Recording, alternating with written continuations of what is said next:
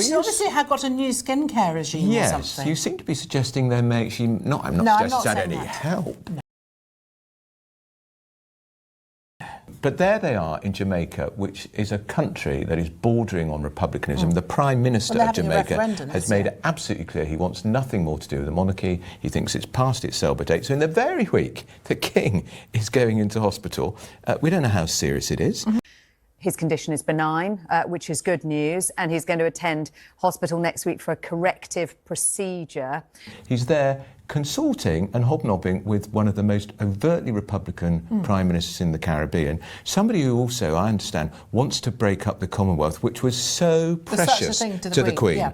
And Charles wanted Harry and Meghan, because she's a woman of colour, because we always hear about that, to be key parts of the ambassadorial role to promote the Commonwealth. And here he is now consulting the week his father's going to hospital with people who want to destroy it. I can't believe it. I mean, I think they are deliberately trolling the royal family. This is obviously what they're doing. They've chosen this premiere in Jamaica as a Bob Marley film. Who's interested? I'm sure it's a very good film. But the thing is, they've broken cover for the first time together for a very long time, and they've done it deliberately at this event, which is in Jamaica, which is about to have a referendum on leaving, on getting rid of the monarchy. So I mean, I just think there's no question that they're trolling them. And one of the reasons, of course, that Jamaica dislikes the royal family so much is because there's a perception that the royal family are racist. Yes. Now, where did they get that idea from? I wonder. Meghan in the Oprah Winfrey interview. Barbados has become the world's newest republic, severing its colonial bonds with Britain nearly 400 years after the first boats arrived there.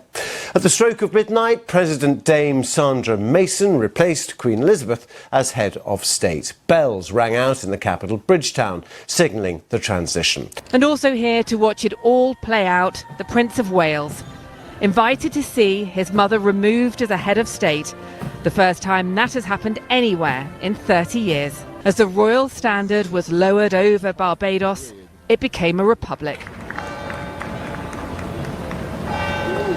From the darkest days of our past and the appalling atrocity of slavery, which forever stains our history, the people of this island forged their path with extraordinary fortitude.